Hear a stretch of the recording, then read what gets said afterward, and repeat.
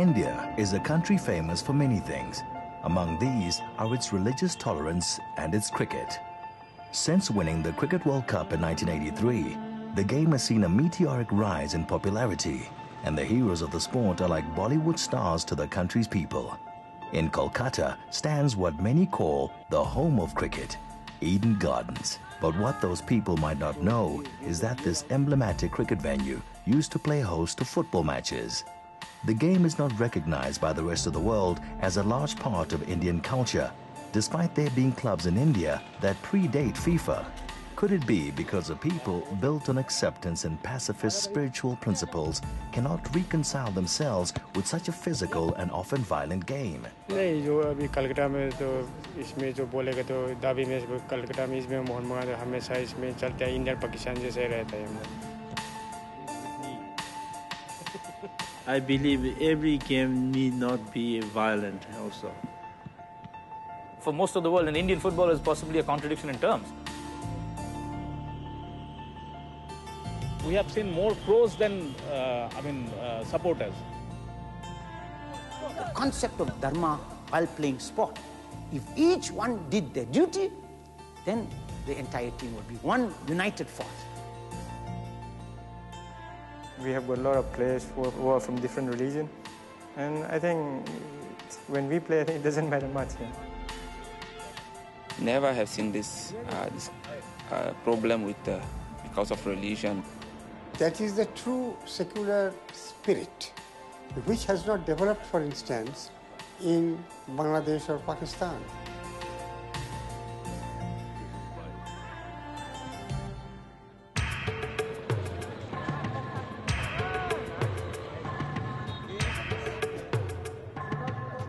The history of India can be traced back many thousands of years, and like most of Asia, throughout history, the area has been conquered and reconquered by various groups of people. Each of these groups brought with them their own beliefs and traditions, and so it stands to reason that the religious wealth of the country is very rich.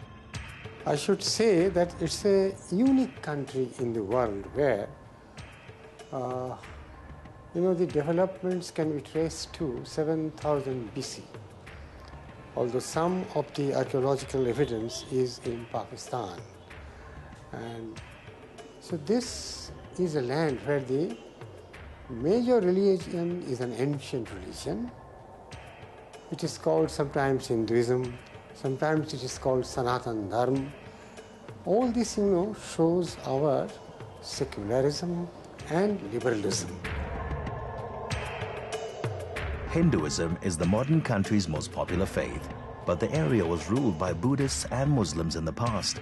One of the many offshoots of Hinduism in India is called Sikhism, a religion which sees all people as equals and who were, for a time, a warrior group fighting the oppression of the Muslim Mughal rulers during the 17th and 18th centuries. After the demise of Sri Guru Gobind Singh Ji Maharaj, Dasween Padshah, Banda Singh Bahadur, he fought against the tyranny Mughals, and he fought battles against the Mughals for 8 years, and he established first time Sikh empire. Some years after these bloody conflicts, India was claimed as part of the British Empire during the late 18th century. It was during this time that football was first introduced to the country, and in 1911 it became a symbol of Indian nationalism as a bunch of barefooted natives beat His Majesty's imperial troops at their own game. In those days, football became, even cricket today, as you know, throughout the world, is a symbol of nationalism. South Africa wins, South Africans feel proud. Sri Lankans win in the midst of a civil war. Oh, they are very proud. India wins, we are very proud. Pakistan is, of course, in a state of abysmal, chaos. When they win, their nationalist impulses are starved. So, in the British days, football also became an avenue whereby the locals thought they were upholding the nationalist spirit. So that way, football became a focus of nationalist impulses. So when there was that great win in 1911, and in the Indian team played barefooted and against very tough and sturdy army club and all that, and so it was a cause of great celebration and all that. Nowadays it has faded out of our memory, but then in those days it had its own significance that we have defeated the team representing the colonial ruler. So if we can succeed in sport, we can also succeed in politics. The team that beat the British is the oldest club in India. Mohun Bagan was founded in 1889, and in the club's centenary year, the government issued a stamp to commemorate that victory and named it the National Club of India. Football in India during the 1950s and 60s was incredibly popular. The country was even invited to the World Cup finals in 1950, but didn't go. They didn't go partly because it was said that they wanted to play bare feet, but then FIFA said, no, nothing doing, you have to play with boots on, and a lot of players were not comfortable doing that.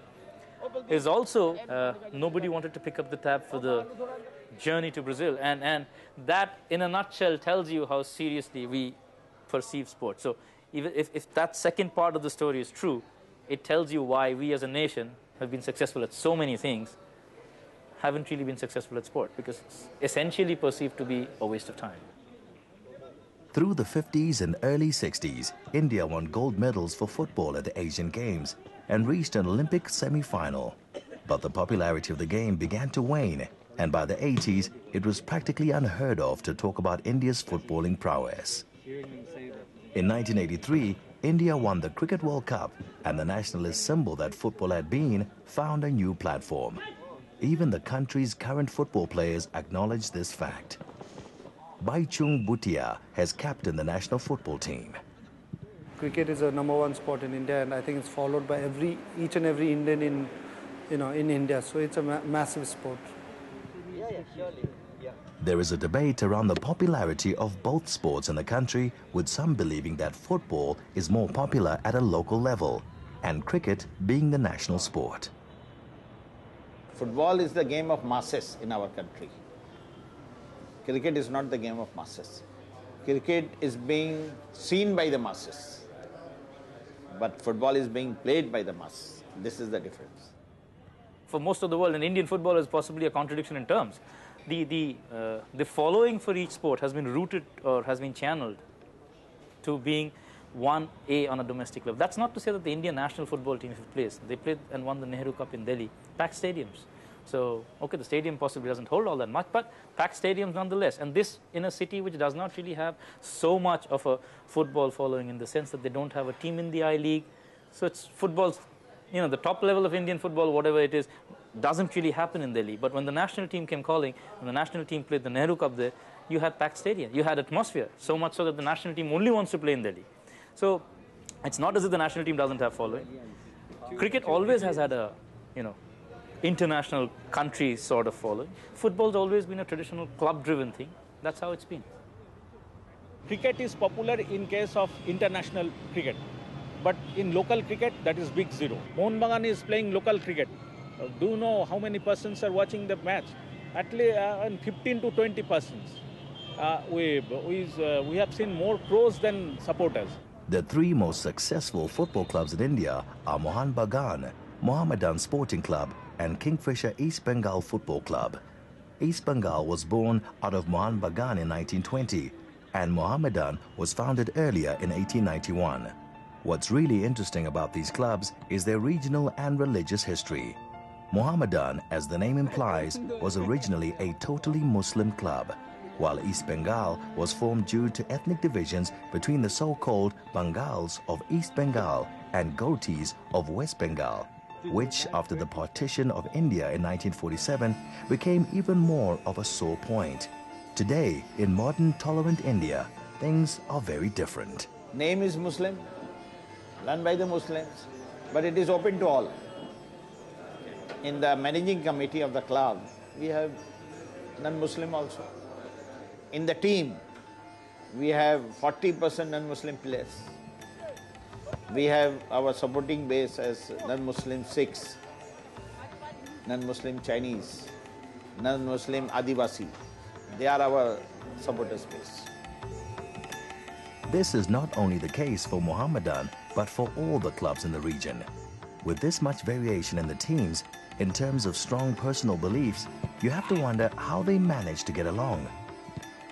Maybe the answer lies in the teachings of the different religions. अभी जो हम लोग Christian Hindu मुस्लिम सब तो हम लोग एक ही game में तो एक ही में आता है हम लोग टीम स्पिरिट के लिए